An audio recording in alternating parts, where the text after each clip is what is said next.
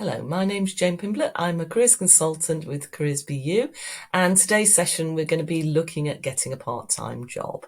Okay, so by the end of this session you will be able to find out what kind of work is available locally and where to look, create an appropriate application for part-time work, and prepare a job searching strategy for part-time work. Okay, so getting started, what sort of things that you need to think about is what's the purpose of your part-time job? So some people are doing it because they have to earn some money whilst they're at uni. Other people are doing it to get more experience through to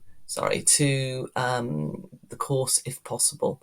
What you need to do is also be realistic, because if you're doing a part-time job whilst you're studying, you're going to be limited to where you can travel, the travel to work area.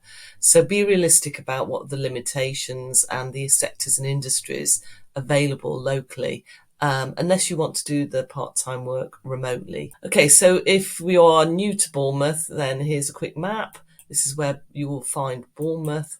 At the top you've got here Bournemouth University. Near to Bournemouth is Winton. You've also got Christchurch over to this side, and then Poole over to the other side. So Bournemouth is sort of in between Poole and Christchurch. Castle Point is a big shopping retail outlet on the outskirts of Bournemouth. So that's where that's located, and there are quite a few jobs there if you want to work in retail. And Tower Park is a big leisure centre. So there's hospitality, and there's a big Tesco store, and that's towards Poole. Now, if you want to know about transport, if you're going by bus or train, public transport, calculate how far you're willing to travel and the costs, I suppose. So these are some useful sites. So we would always encourage you to have a look on My Career Hub at the job vacancies that we have there. So here is a link to that. You can see this is the home page. You go into vacancies, there's the jobs board here, and you can put in type of job. So we go into part-time jobs and search location. You can put in Bournemouth or Poole or wherever you're living, and you can say within how much. So you may be within 10 miles of Bournemouth, you'll include. And then it brings up all the part-time jobs that are on there today. So there's a whole range of other things. The local newspaper, BH Live is more leisure, and obviously you can go onto the government website, .gov.uk. Some national jobs boards as well, and there are many more than just these. If you've got previous work experience, then you might be able to use a recruitment agency. So this site gives you an overview of recruitment agencies. So for your application, that's the first thing. You need to get your applications right. So in the UK, obviously, you need to have a great and targeted CV for that particular industry or job role. Usually you will require a covering letter or cover letter to go with it. If you're an international student, obviously make sure that you at some point get a national insurance number so that you don't end up paying more tax than you need to. And you just need to have confidence. Just go out there and do it, and just be resilient, because you won't always get the first job that you apply for. We have a link here to the information about applications on My Career Hub. So think about, well, what skills have you, and they're really not going to be so interested in your studies and what you're doing as a subject, but what they will be interested in is what skills have you got to offer them, and evidencing those skills through either your academic studies, things you've done in clubs and societies, travel, any other part-time work, etc. And the sort of skills that employers are often looking for, you already have. So you will have communication skills, you will have team working skills, you probably can use IT. And when I say IT, usually for part-time jobs, it might be just using Excel, Word, that sort of thing, or being happy to be trained on what IT package the employer uses. So problem solving, really key. So these are the transferable or soft skills that employers will often put on job adverts. So the place to start is to think about, well, how do I understand what the employer is looking for so that I can give them the evidence that I can do that?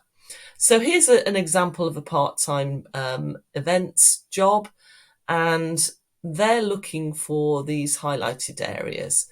Somebody that's positive, fabulous, they want somebody that's likable, someone that will be happy to set up live events and promotional campaigns, is flexible, and is probably studying something related to marketing events or similar.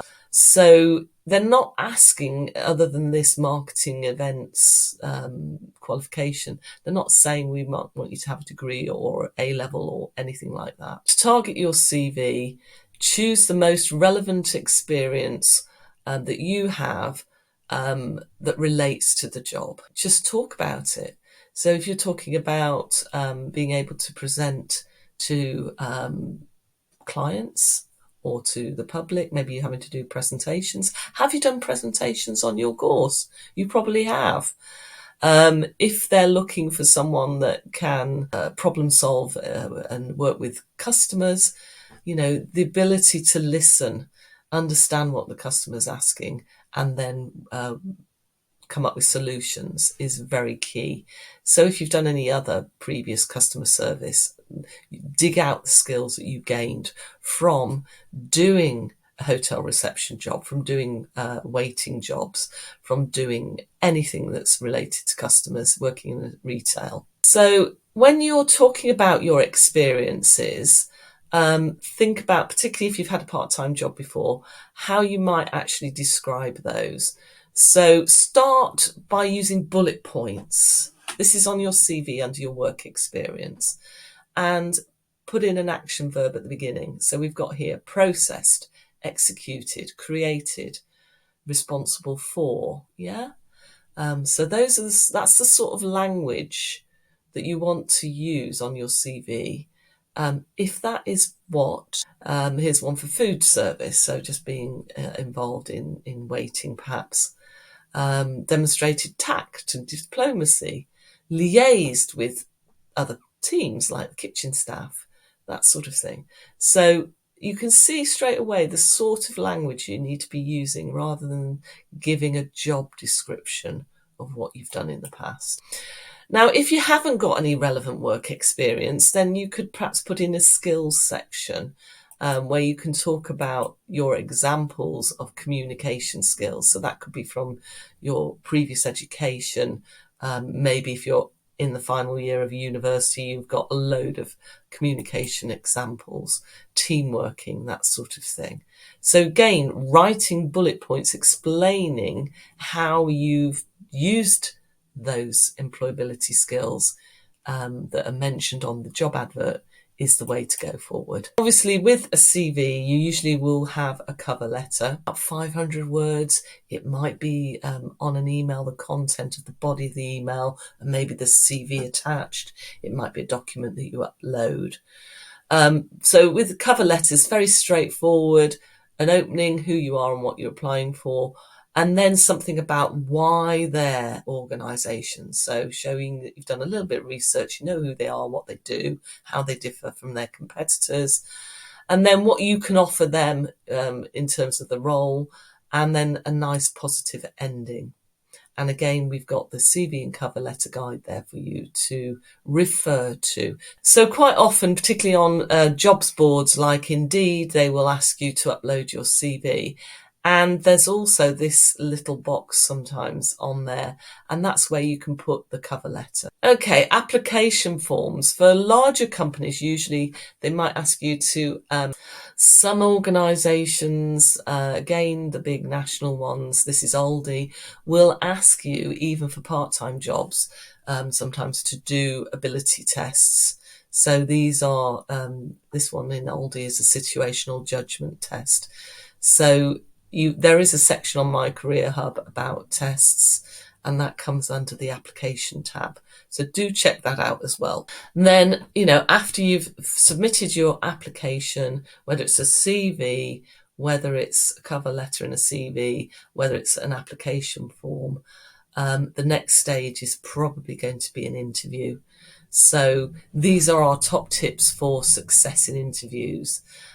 We do have help and support on my Career Hub on how to answer typical interview questions. So we have a resource called Interview 360 that will take you through some of the common interview questions that employers ask and how to answer them.